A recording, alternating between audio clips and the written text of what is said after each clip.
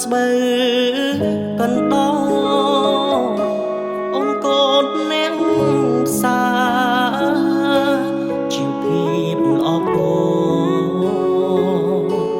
អូនអ្នកមានត្រ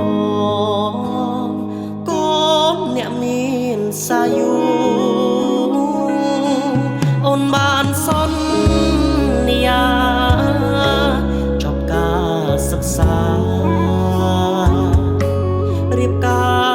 រនឹងបងអូនចូលដល់ក្រុងអូនលងនឹងភ្លឺ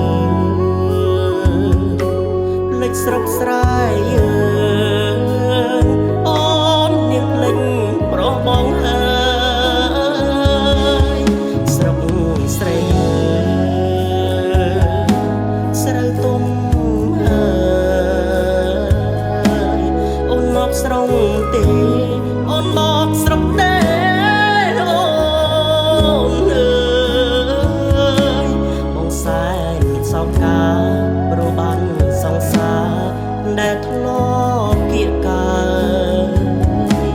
កណ្ដាលយំជ្រៅបងស្រែកហៅបើមិនលឺអូនឆ្លើយ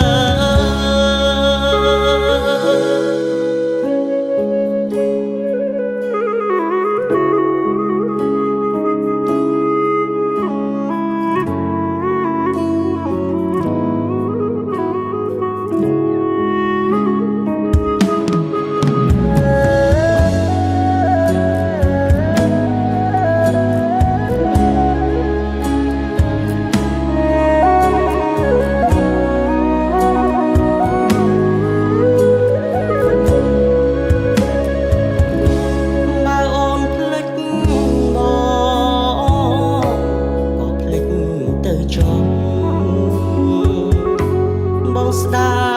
យស្រណោះពណ៌ដែលបងធ្លាប់ធ្នមអូនផ្ដល់ស្នាមថ្កាមួយទុកឲ្យបងទុកជាចំណងឲ្យបងរងចាំរហូតស្រុកស្រី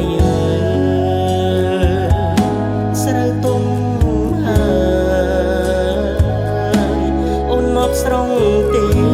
អូនមកស្រុកទេអូនអើយបងសែងសោកការព្រោះបានសង្សារដែលធ្លាប់គៀកកើតកណ្ដាលយំជ្រៅបងស្រែកហៅបើ